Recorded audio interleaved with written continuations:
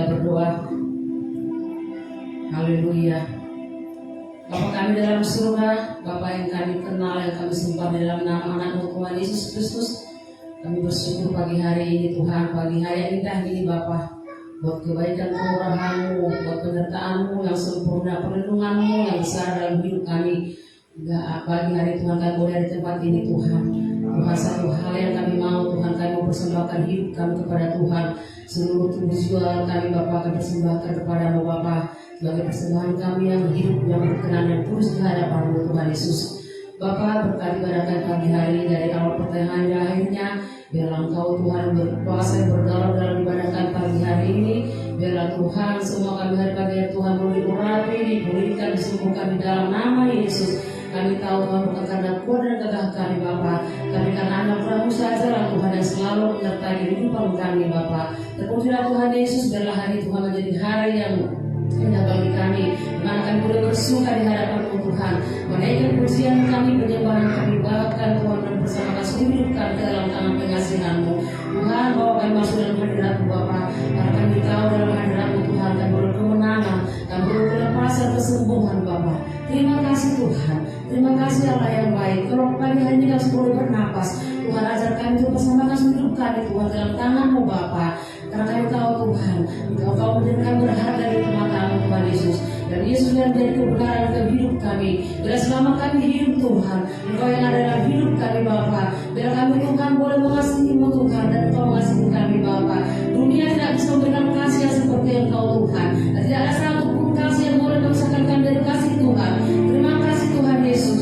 Terima kasih Bapa yang baik. Dan mulai dari kami pada pagi hari ini, bagi yang siap beribadah kepada Tuhan, mari sama-sama katakan amin. Haleluya.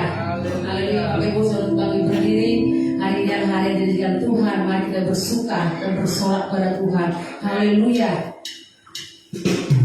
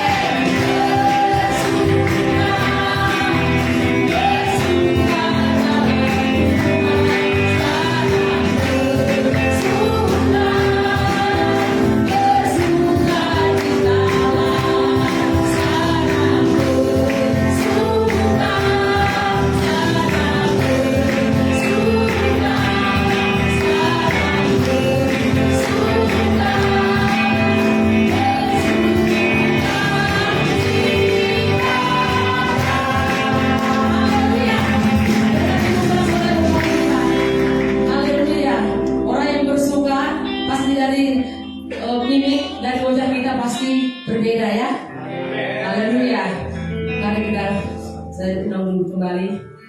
Haleluya. Haleluya.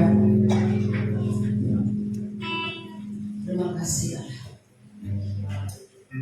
Yesus yang benar dan hidup.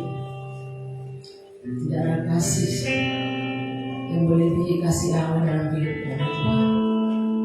Karena selama hidup kami Tuhan, kami boleh menyembah-Mu, Bapa, memuji-Mu dalam roh dan kebenaran. Ajar kami Tuhan untuk melakukan kehendak-Mu Bapa. Bila kami hidup dalam seluruh dan kehendak-Mu ya Allah. Haleluya. Haleluya.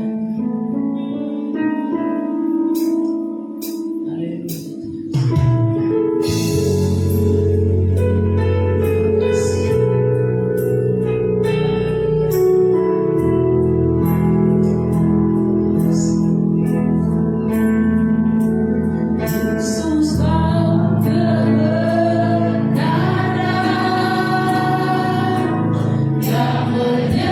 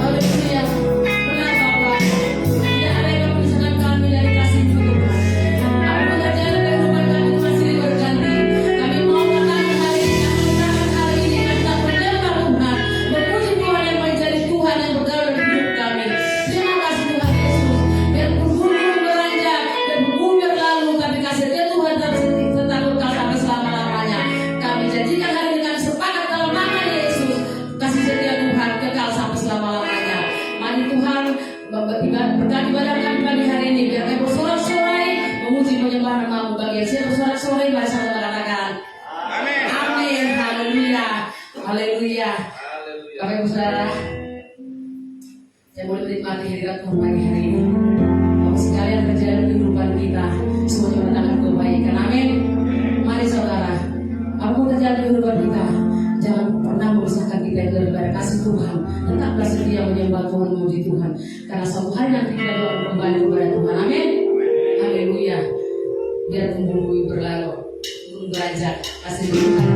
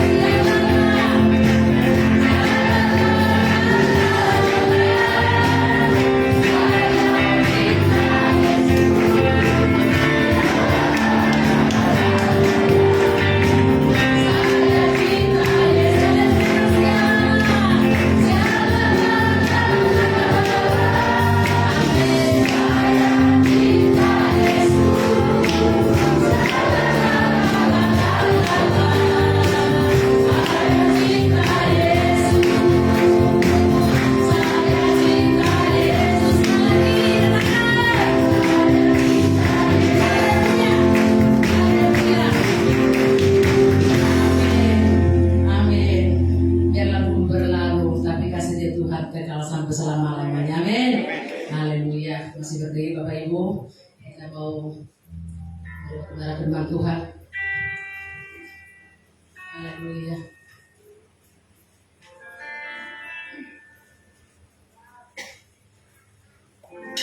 firman Tuhan, maka semuanya jadi.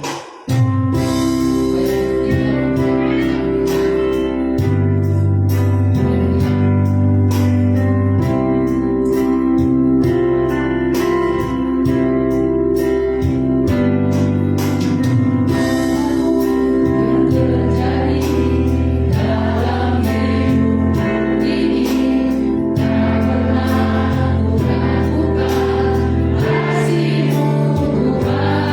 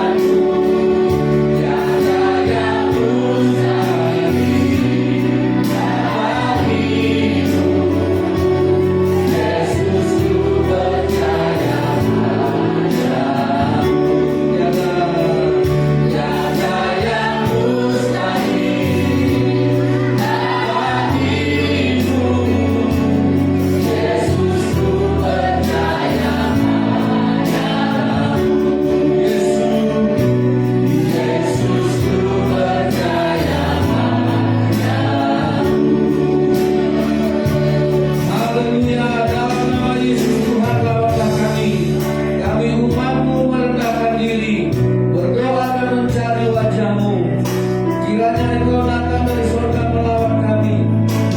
Kamilah rumah-Mu, baik-Mu yang Kau ciptakan dengan tangan-Mu, dengan firman-Mu supaya tubuh kami menjadi rumah, menjadi kediaman tempat tinggalnya Tuhan. Lawatlah kami, pulihkanlah kami. Engkau yang berfirman dan memulihkan, menyelamatkan kami. Engkau yang berfirman, Engkau yang meneguhkan kami. Engkau yang berfirman, Engkau juga Tuhan yang menyembuhkan kami, yang melepaskan kami dari segala dosa-dosa, yang melepaskan kami dari segala tipu daya iblis, yang melepaskan kami dari segala kesesatan duniawi.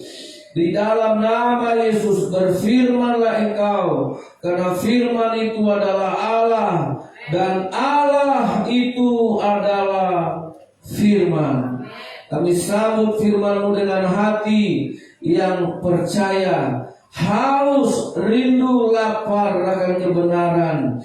Di dalam nama Yesus pulihkan jiwa kami, pulihkan hati dan pikiran kami. Haleluya.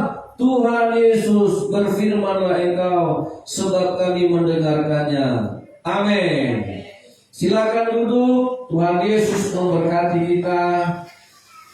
Haleluya. Selamat hari Minggu. Haleluya. Tuhan Yesus memberkati. Shalom.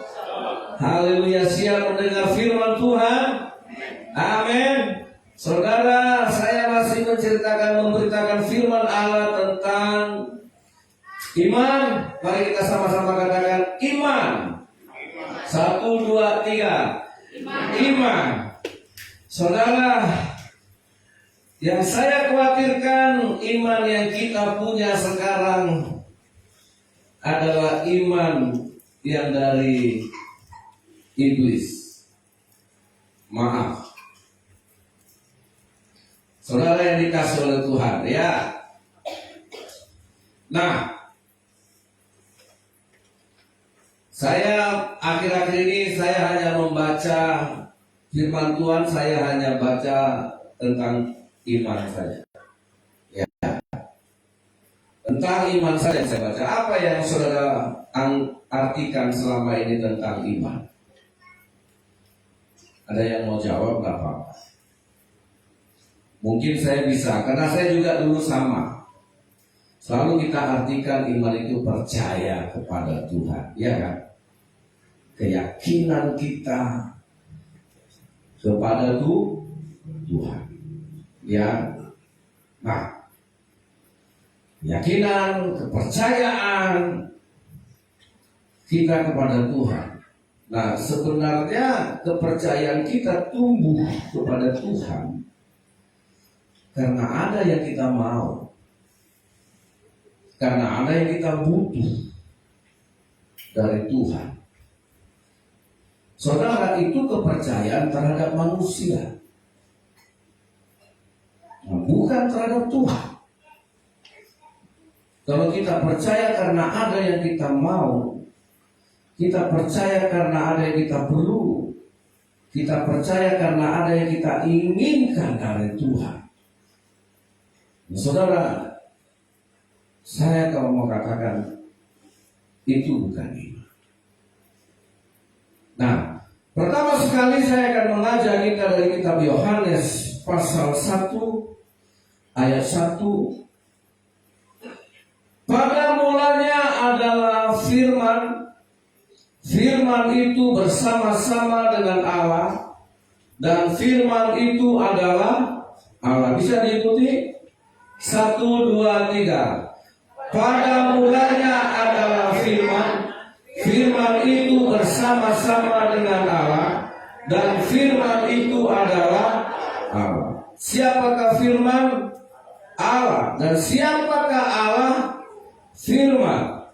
Nah, di dalam Roma pasal 10 ayat 17,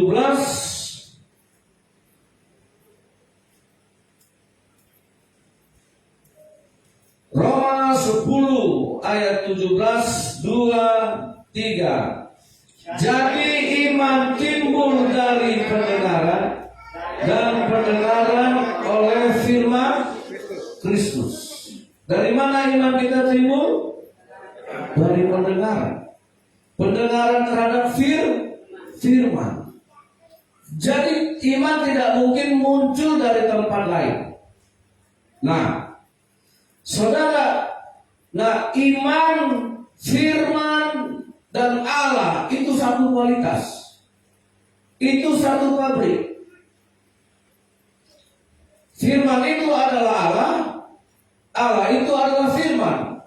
Nah, kalau kita punya iman, iman yang kita punya berasal dari firman. Dari firman yang kita dengar, jadi Allah, firman, iman itu sama. Amin. Nah, itu sama. Nah, saudara yang dikasih oleh Tuhan. Nah, kalau saudara berkata bahwa apakah kita punya iman?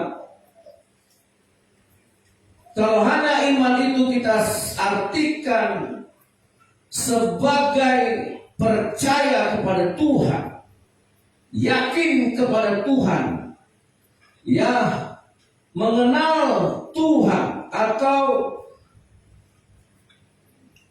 menjadi orang percaya.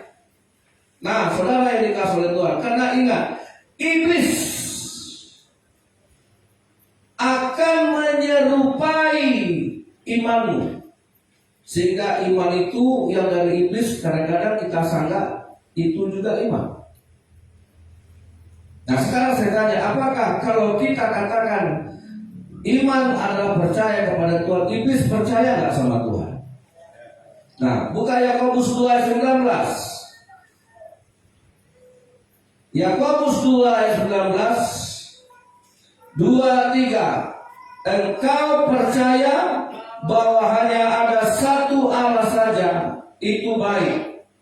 Tetapi setan-setan pun juga percaya akan hal itu, dan mereka gemetar. Saya ulangi ya, karena operatornya masih pemula. Engkau percaya bahwa hanya ada satu Allah saja, itu baik, itu tidak salah. Tapi ingat, setan-setan juga percaya akan hal itu.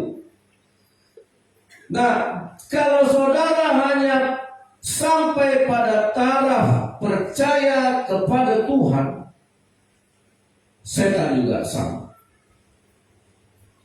Nah, saudara, apa yang membedakan kepercayaan saudara terhadap Tuhan dengan setan percaya kepada Tuhan?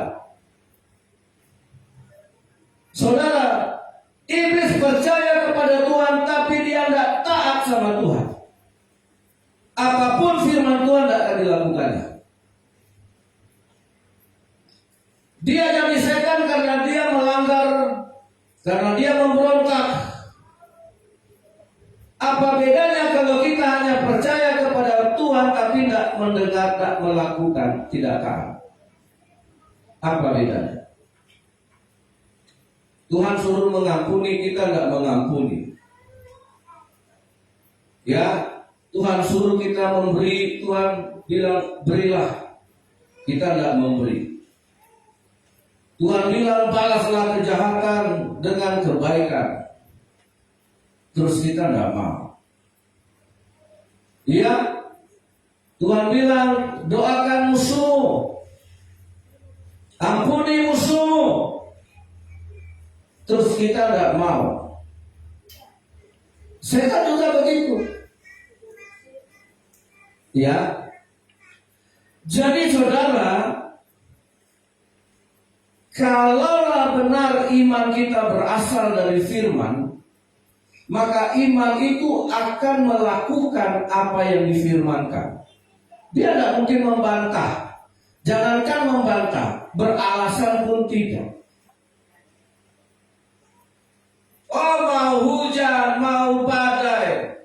Nah, turun ke bawah ayatnya sebentar, karena itu dikasih contoh. Ayat 20, ayat 21, di bawah Yakobus pasal 2 ayat 20. Hai manusia yang bebal, maukah engkau mengakui sekarang bahwa iman tanpa perbuatan, iman tanpa ketaatan, iman tanpa obedience, ya, iman tanpa penundukan diri kepada Tuhan adalah iman yang kosong. Nah, Abraham membuktikan bahwa imannya tidak kosong. Ayat 21.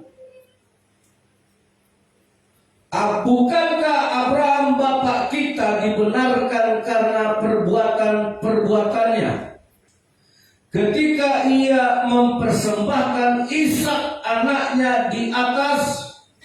Berkali-kali Alkitab ada 3 kali di Roma pasal 4, di Yakobus pasal 2, di Ibrani 11 ayat 7 dan 8 selalu dikatakan Abraham mempersembahkan Ishak kepada Tuhan karena iman. Karena apa? Karena ketaatannya. Karena apa? Karena perbuatannya. Karena apa? Karena penundukan dirinya. Saudara, dia mempersembahkan Ishak, satu-satunya anaknya yang tunggal, yang diperolehnya dari Tuhan di usianya yang sudah lanjut. Itulah yang membedakan iman Abraham dengan iman iblis. Jadi ketika saudara tidak melakukan firman Allah, ketika kita mengabaikan firman Allah, masa bodoh dengan firman Tuhan hanya sekedar engkau mendengar. Kita terjebak dalam kepercayaan iblis, saudara.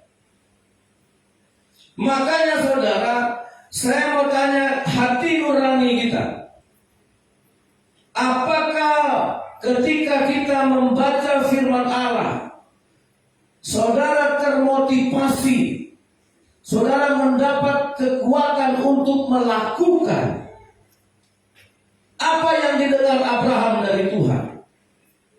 Apa yang dia dengar dari firman Allah ketika Allah memanggil Abraham?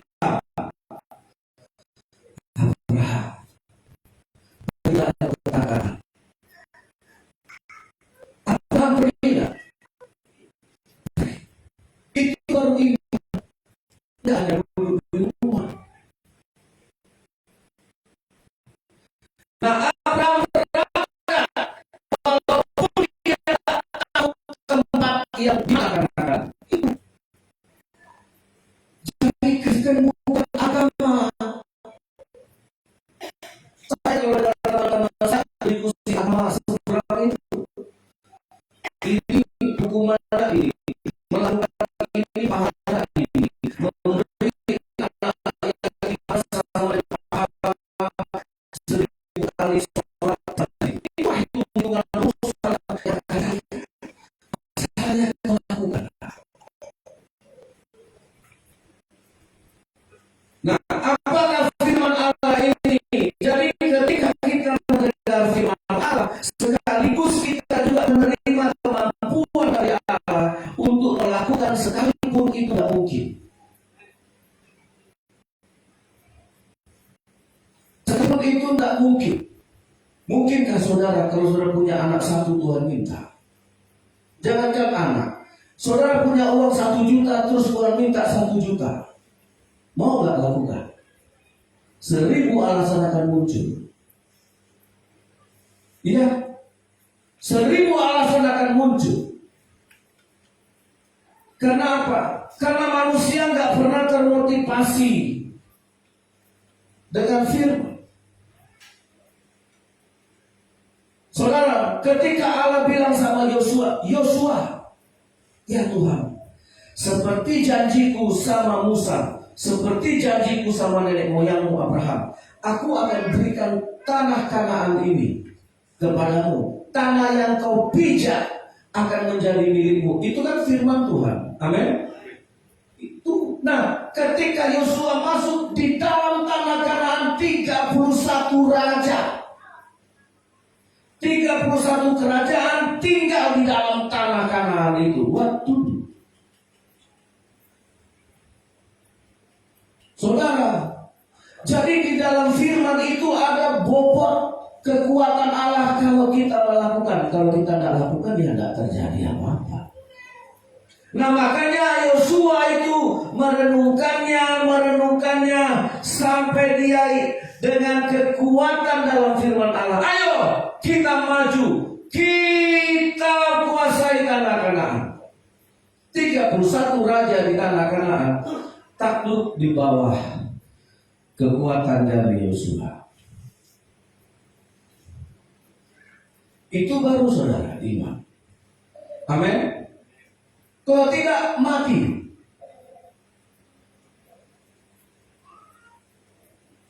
Saudara yang dikasih oleh Tuhan, nah, memang Allah itu pusat.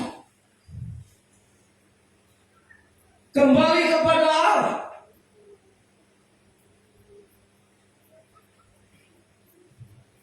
Ketika Abraham harus memenjarakan satu orang anaknya itu, ketaatan. Nah, ketika kita harus mengembalikan kepada Allah, entah itu penyembahan kita, ya, entah itu pemuji hidup kita, entah itu harta kita.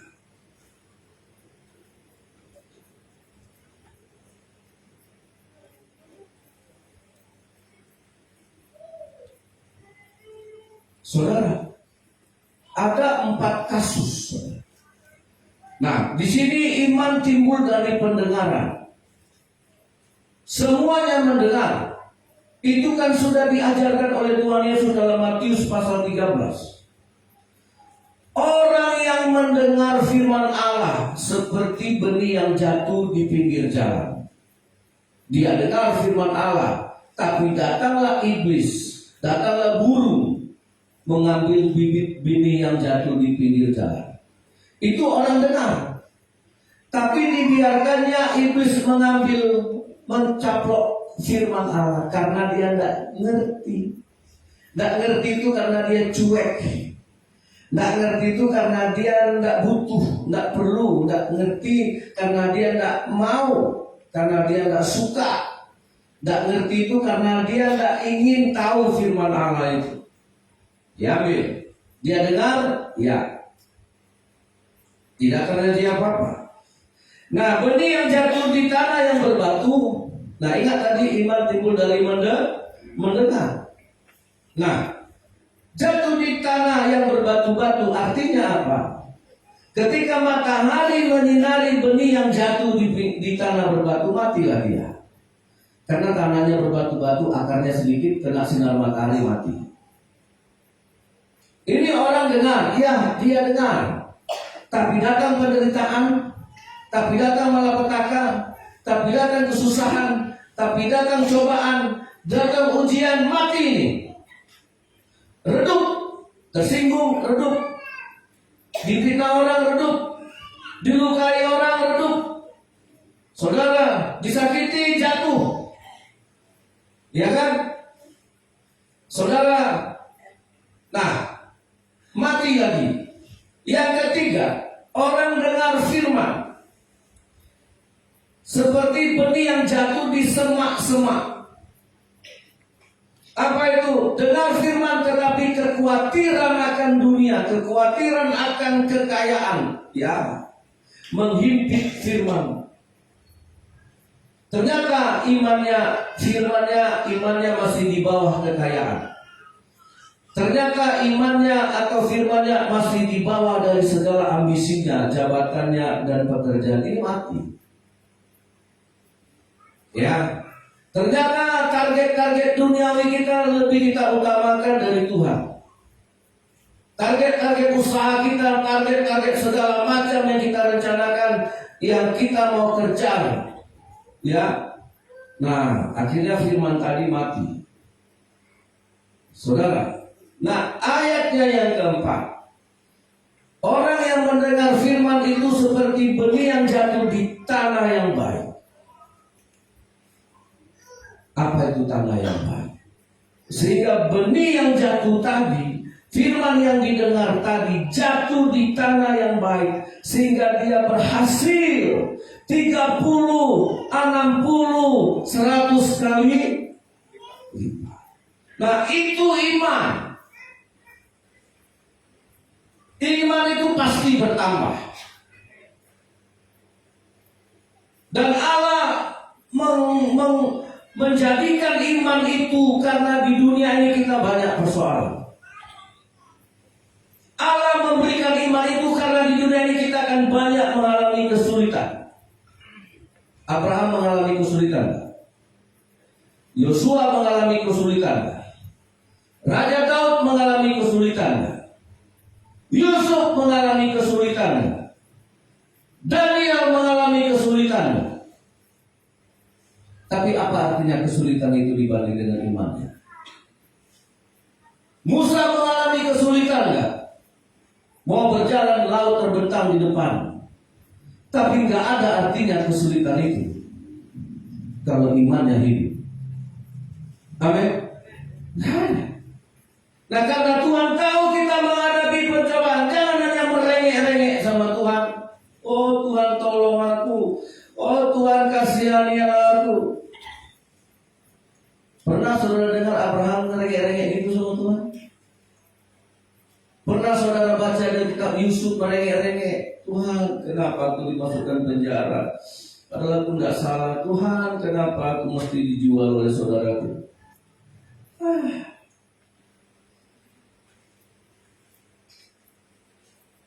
Iman. Kalau saudara baca Alkitab, saya mau beritahu, kalau mau jadi iman, harus jatuh di tanah yang baik. Tanah yang baik itu hati, jatuhlah dia di hati nurani yang bersih, sehingga iman itu akan bekerja. 1 Timotius pasal 1. Saudara, ya. 1 Timotius pasal 1 ayat 19 saya akan baca begitu. Ayat 18 dan 19.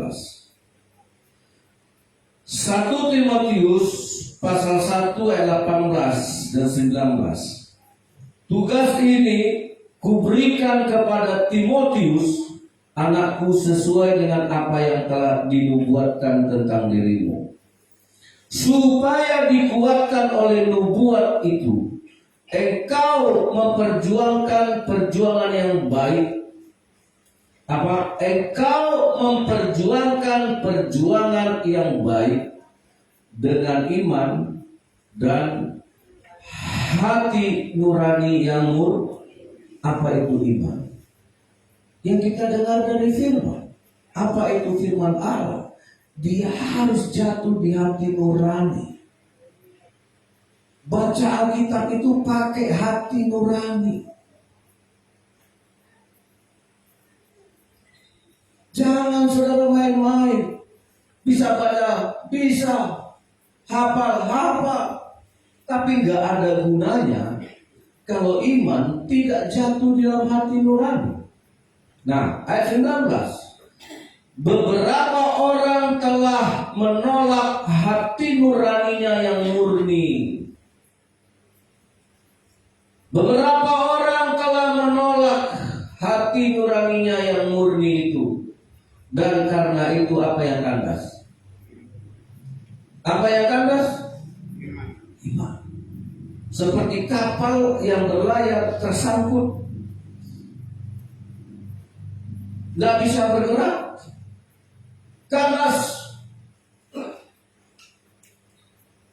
Walaupun kapalnya bagus,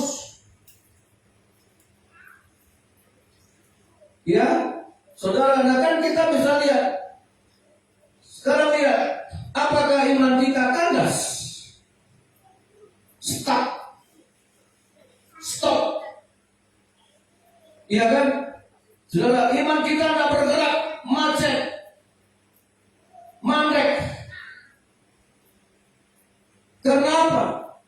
Karena dia tidak jatuh di hati nurani yang murni. Kenapa? Masih banyak rancangan duniawi dalam hati. Jangan paksakan firman Tuhan itu. Kalau hati kita masih keras, beres. Makanya dikatakan oleh Amsal, jagalah hatimu dengan segala kewaspadaan, maka terpancar kehidupan. Saudara, jadi tidak sembarangan engkau merenungkan firman Allah. Bagus, baca Alkitab bagus, tapi tidak ada gunanya kalau dia jatuh di hati yang tidak bagus, di hati yang baik, di hati nurani yang bersih, di hati nurani yang lembut, sehingga saudara tahu firman itu akan menggerakkan hati kita, sehingga firman itu akan membuat kita maju, sehingga kita akan bertindak menghadapi hal-hal yang tidak mungkin, menghadapi hal-hal yang mustahil. Amin. Saudara yang dikasih oleh Tuhan, sehingga kita maju.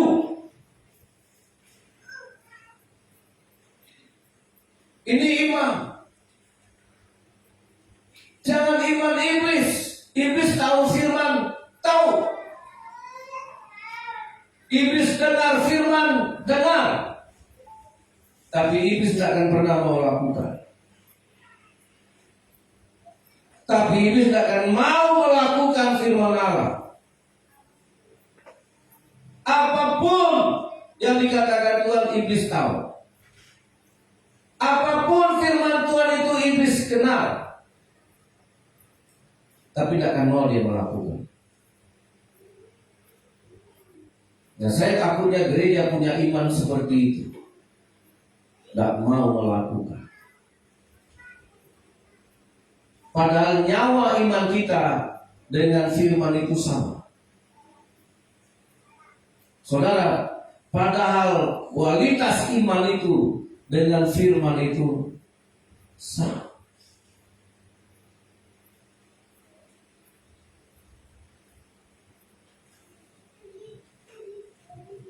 Makanya ketika Habel mati, tubuhnya sudah mati. Alkitab mengatakan imannya tidak mati. Itu iman. Ya, walaupun matinya gara-gara dibunuh abangnya, imannya tidak mati. Habel, kata Alkitab, darahnya masih bicara kepada Tuhan karena imannya tidak mati.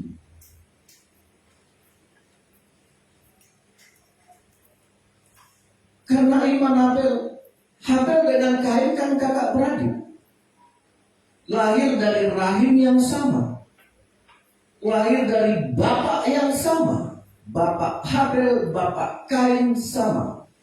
Mamanya Habel, mamanya Kain sama. Tuhannya Habel dengan Tuhannya Kain sama. Amin. Di mana bedanya? Karena beda itu dimulai dari iman. Setelah besar Habel karena iman, Alkitab mengatakan karena iman Habel memberikan persembahan yang terbaik kepada Tuhan, dan Tuhan berkenan akan persembahannya. Sedangkan Kain tidak. Bapaknya sama, mamanya sama, Tuhannya sama. Tapi cara orang itu mendengar firman Allah, siapa yang bergaul dengan Allah? Siapa yang bertindak karena Allah bicara?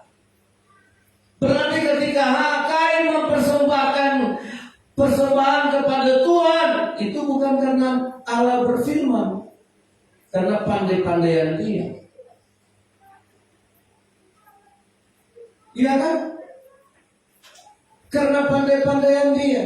Nah, ketika dia lihat persembahan Habel diterima Tuhan, adiknya diberkati, Kalau benar persembahan saudara dari iman, saudara, apa yang ada padamu pasti ditambahkan Tuhan.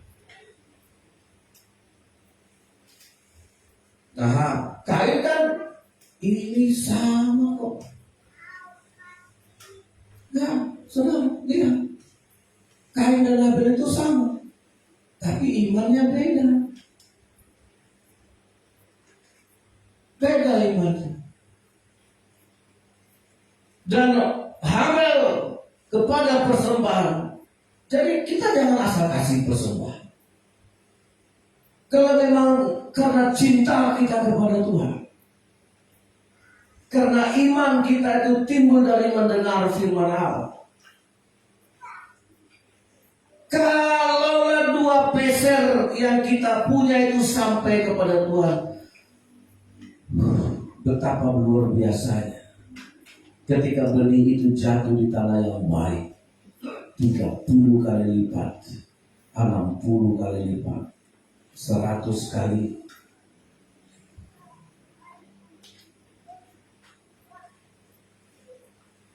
Saudara, waktu Abraham harus memberikan anaknya, nggak sebanding dengan mau 10 juta, mau 1 M milik Abraham, nggak saudara. Ketika dia melihat seekor domba tersangkut tanduknya di situ, nah kita kan nggak berani melewati. Banyak orang Kristen stuck di situ, kandas imannya. Ketika kita harus berkorban kepada Tuhan, kandas di situ, nyangkut di situ. Dan itulah kenapa Alkitab 3 kali Alkitab mencatat, ya, di Roma pasal 4, yang di Perjanjian Baru, yang di Yakobus dan di Ibrani, iman Abraham nggak kandas di situ. Iman Abraham nggak berhenti. Ada waktu-waktunya kita akan memilih untuk stop.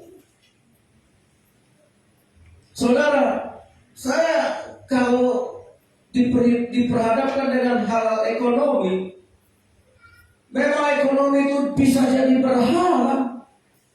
Cuma satu yang selalu muncul dari otak saya. Ketika saya dituntut Tuhan, diminta Tuhan untuk memberi, belum apa? Jangankan uangmu, hidupmu aja udah kau kasih sama Tuhan. Jangan nanggung.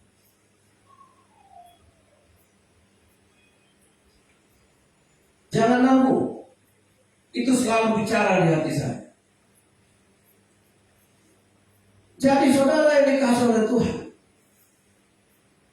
Nah, kalau kita mau bicara iman ini, saya kasih iman yang benar.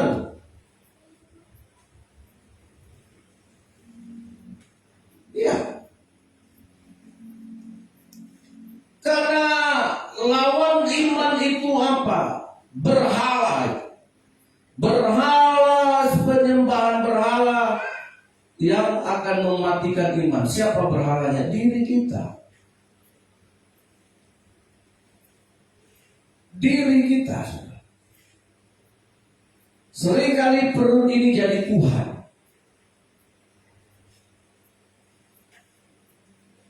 Makanya orang kita rajinlah, coba puasa. Ya, puasa supaya kita belajar. Saya udah berapa bulan ini kalau puasa saya harus 20 jam. Saya nggak mau seperti dulu lagi jam 3, saya akan lewat. Karena setelah 20 jam berpuasa, tubuh kita itu akan memakan yang nggak bagus di badan kita itu. Baru segar itu badan. Ya, sama dengan kita udah kelaparan, udah 3 hari nggak makan, ya kan? Makanan yang jatuh pun kita makan. Makanan yang sudah kurang enak pun kita makan karena sudah lapar, ya kan? Yang udah kurang-kurang enak baunya pun kita makan. Tidak ada makanan lagi, pasti kita makan. Tubuh kita juga gitu, sel-sel kita juga begitu. Setelah 20 jam tidak ada yang lagi dimakannya, yang tidak berguna itu pun dimakannya. Bakteri yang tidak berguna harus dimakan. Sel-sel yang tidak berguna harus dimakannya. Makanya yang tidak berguna itu habis sehat. Saya dengan itu, saya sangat lebih.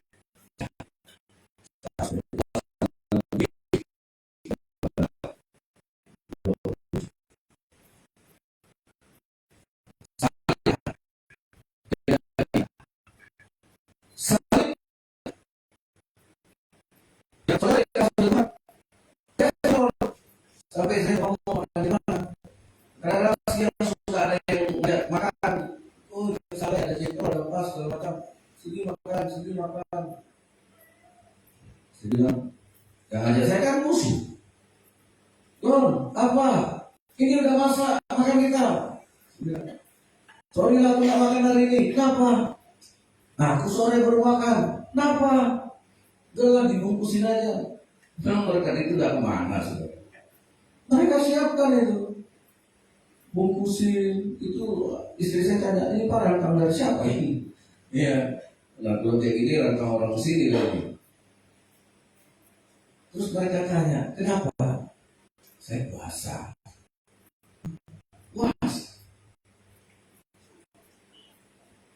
Jadi membuat dulu. Jadi saudara yang dikasih Tuhan, kita harus berani sangka. Supaya kita bisa memberi. Ya. Jadi jangan pakai iman iblis. Iman itu modal untuk kita hidup percaya. Di dalam Roma pasal 1, Roma pasal 1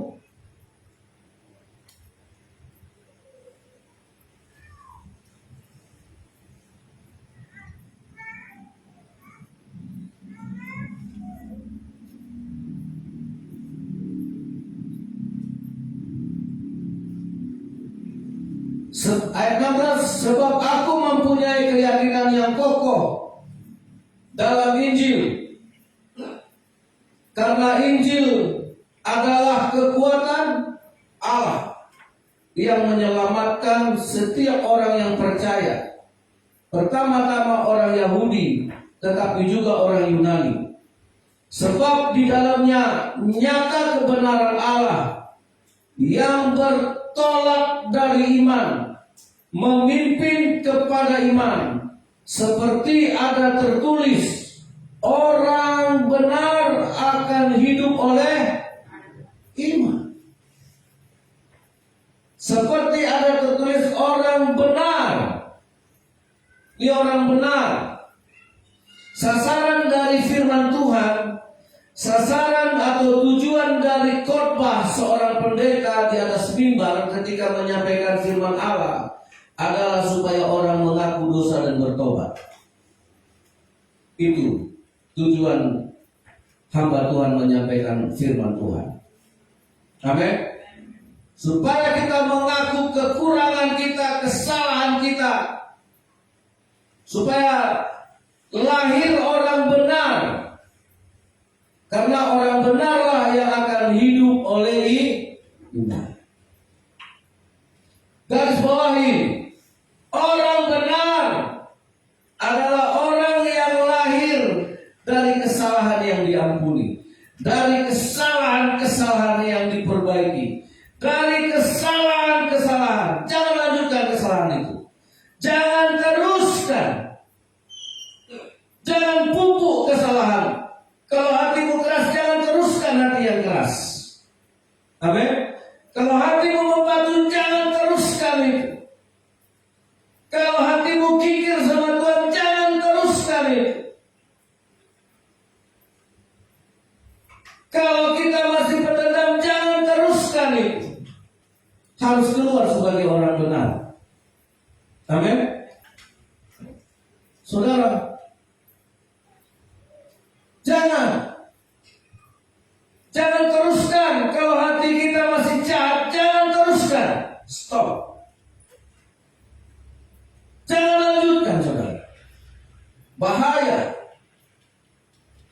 Dan kita berpikir kita punya iman padahal enggak. Karena orang benar pasti akan hidup oleh iman. Amin. Orang benar pasti akan hidup oleh iman. Itu prinsip Allah, bukan prinsip manusia. Itu bukan Aristoteles yang mengatakannya, bukan Rocky Gerung, ya, yang mengatakan, bukan Socrates, bukan Abraham Lincoln, bukan orang-orang hebat dunia yang mengatakan. Allah sendiri mengatakan orang benar. Jadi firman Allah harus melahirkan orang benar yang meninggalkan kesalahannya. Orang benar itu orang yang meninggalkan kesalahan. Orang benar itu orang yang bangkit dari dosanya, bangkit dari kesalahannya, bangkit dari kekurangan, bangkit dari kesalahannya. Amin. Itu orang benar. Sedangkan keledai saja tidak mau jatuh di lubang yang sama. Kita tahu binatang keledai, orang selalu bilang binatang bodoh. Sebodoh-bodohnya keledai, dia tidak mau jatuh di lubang yang sama. Nah, kalau kita mau bicara tentang iman, karena Allah tahu inilah iman yang akan kita andalkan dalam menghadapi perjalanan hidup. Inilah yang bisa kita andalkan dalam menghadapi apapun situasi kehidupan kita. Mari saudara, firman itu bacalah saudara, renungkan, taruh dia di hati yang bersih. Kalau mau baca kitab Tuhan, aku mau firman ini jatuh di hati yang bersih, supaya firman Allah itu menjadi berkat 30, 60, sampai 100 kali lipat. Amin. Matius pasal 17, saya akan baca. Ketika murid-murid Yesus mengalami kebuntuan dan kegagalan. Matius pasal 17. Sebentar, ayatnya yang saya akan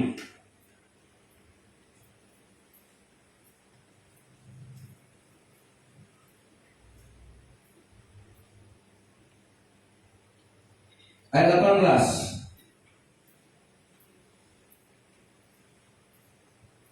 Ayat 16 lah ya. Mulai dari ayat 16 saya baca ini sebuah kisah. Aku sudah membawanya kepada murid-muridmu, tapi mereka tidak dapat menyembuhkannya. Ya, seseorang bapak membawa anaknya yang sakit, ayan dan menderita. Dia bawa ke murid-murid Yesus, dan di ayat 16 dikatakannya bahwa murid-murid Yesus tidak mampu. Maka ayat 17, maka kata Yesus, hai kamu angkatan yang tidak percaya dan yang sesat. Yesus ini ngomong sama muridnya, ya, hai kamu angkatan yang tidak percaya dan yang sesat. Berapa lama lagi aku harus tinggal di antara kamu? Berapa lama lagi aku harus sabar terhadap kamu? Bawalah anak itu kemari.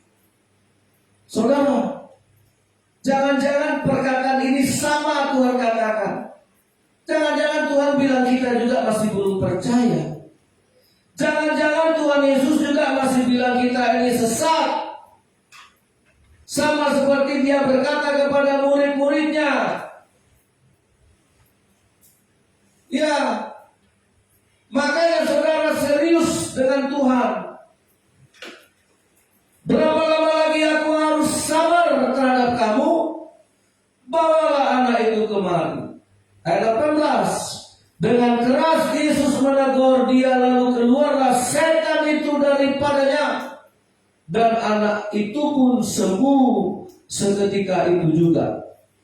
Kemudian murid-murid Yesus datang ketika mereka sendirian dengan dia. Bertanyalah mereka, mengapa kami tidak dapat mengusir setan? Nah, itu pertanyaan saudara dan saya sama. Mengapa kita tidak dapat mengusir setan? Setan yang seperti apa? Aku percaya kok sama Tuhan. Tiap minggu aku ke gereja kok. Sama, murid-murid Yesus tiap hari lagi jalan dengan Yesus. Tapi Yesus masih bilang, kamu kurang percaya. Kamu masih punya kesesatan. Buktinya apa? Setan ini tidak bisa kamu usir. Banyak godaan setan, bisa tidak saudara usir? Ketika kita tidak taat sama Tuhan, berarti kita taat sama siapa? Nah, makanya saudara yang dikasih Tuhan, jangan kita mengaku punya iman, tapi iman kita selalu iman yang salah. Saudara, kemudian akhirnya murid-murid Yesus kan tanya, mengapa kami tidak bisa mengusir setan? Karena kau masih berkawan dengan setan. Imanmu masih sama dengan iman setan. Kepercayaanmu masih sama kepercayaan seperti setan. Terus bagaimana Tuhan?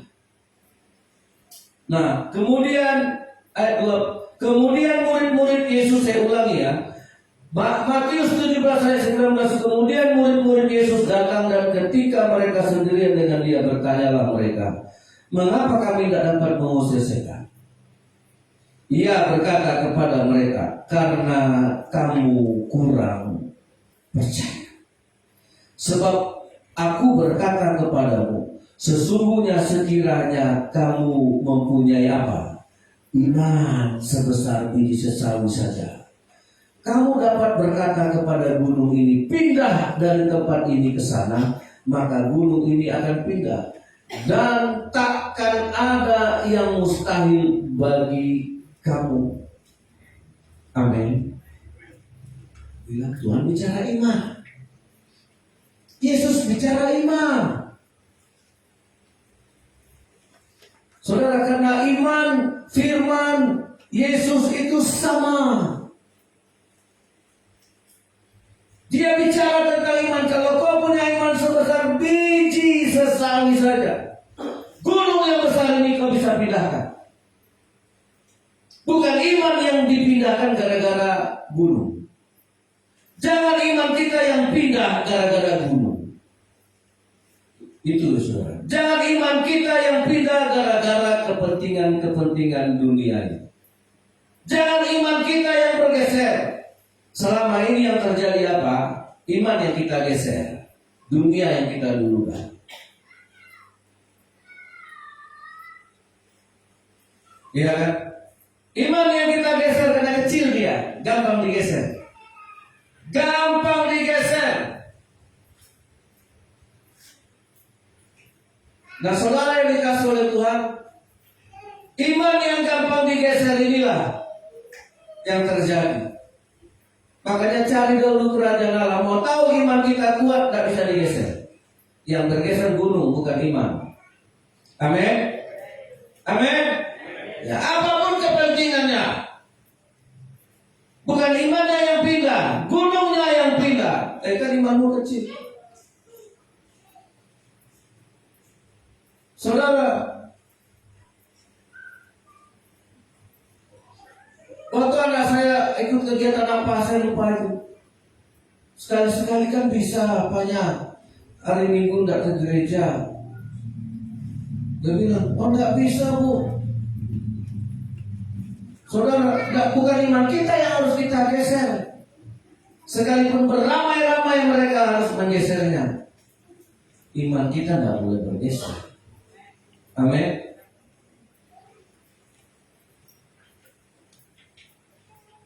Saudara yang dikasih oleh Tuhan, ya, berapa kali ikut lomba. Waktu anak saya ikut tes bahasa Inggris, oh setiap minggu, enggak. Bukan iman kita yang kita geser, godaan itu yang kita geser. biarlah nggak usah, nggak ikut apa juga. Ada waktunya, ada masanya. Kalau Tuhan mau angkat kita, Dia akan angkat. Tapi kita mesti belajar. Walaupun iman itu kecil, jangan geser dia. Amin.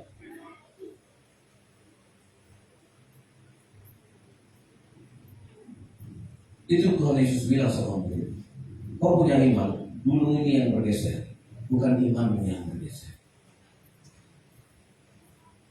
Tuhan Yesus memberkati.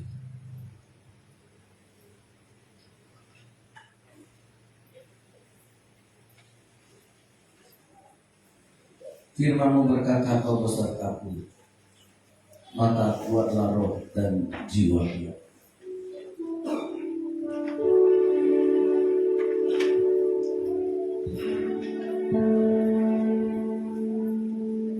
Firman-Mu,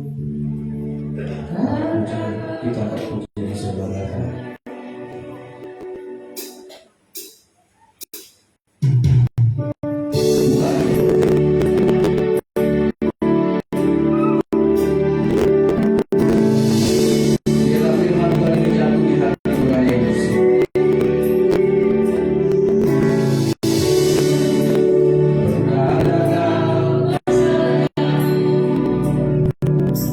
Maka kuat roh dan jiwa.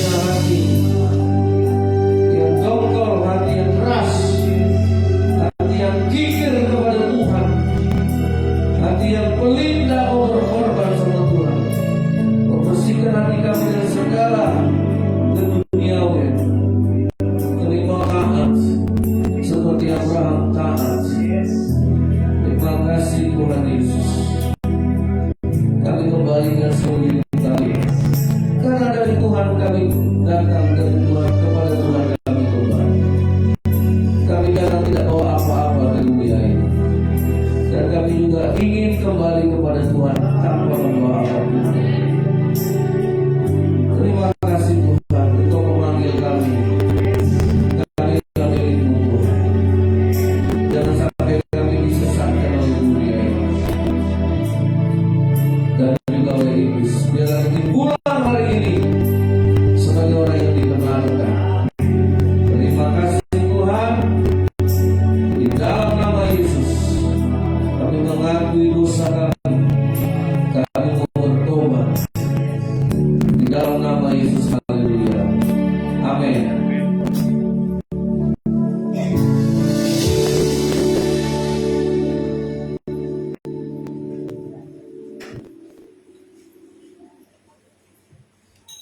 Haleluya. Kemudian kita akan berikan persembahan kita sebelum mari kita berdoa. Haleluya. Terima kasih Bapa, terima kasih ya Allah buat hadirat-Mu yang boleh kami rasakan sampai siang hari ini Bapa. Buat pujian penyembahan kami, bahkan doa kami kepada Tuhan. Biar itu boleh kami persembahkan Tuhan menjadi rupa yang harum di hadapan-Mu dan berkenan di hadapan-Mu Tuhan. Bahkan firman-Mu Tuhan yang sudah kami dengar lewat hamba-Mu tempat ini, biarlah Tuhan firman Tuhan boleh tertanam di hati kami yang murni, agar firman-Mu Tuhan berbuah 30, 60, berbagai kali lipat dalam kehidupan kami Bapa. Roh Kudus kuatkan kami, mampukan kami Bapa, Roh Kudus untuk melakukan firman-Mu itu, agar kami lebih lagi mengerti dan berkehendak dalam kehidupan kami. Biarlah Tuhan Yesus selalu bertambah dalam hidup kami, dan kami buang segala kedagingan kami, karena kedagingan kami Tuhan itu menjadi penghalang untuk mendekat kepada Tuhan Yesus. Biarlah Tuhan Roh-Mu yang bekerja dalam setiap kami Bapa, untuk kami berbahagia firman-Mu. Dan sebentar Tuhan akan memberikan persembahan, ya Tuhan sebagian berkat Tuhan berikan bagi kami, usaha pekerjaan kami Bapa. Mari Bapa merapi hati kami Bapa, dan bersihkan hati kami, biarkan Tuhan boleh memberi dengan sukacita, dengan cinta kasih kami kepada Tuhan Yesus. Bagaimana Tuhan telah mengasihi kami Bapa, biarlah kami boleh mengasihi Tuhan lebih dari hidup kami, lebih dari segala yang ada pada kami Tuhan. Terima kasih Bapa, dan biarlah Tuhan persembahan ini boleh dipakai untuk alat kemuliaan-Mu, sehingga nama Tuhan dipuji dan dimuliakan. Terima kasih Bapa yang baik, bagi yang siap memberi, mari sama-sama katakan amin. Haleluya.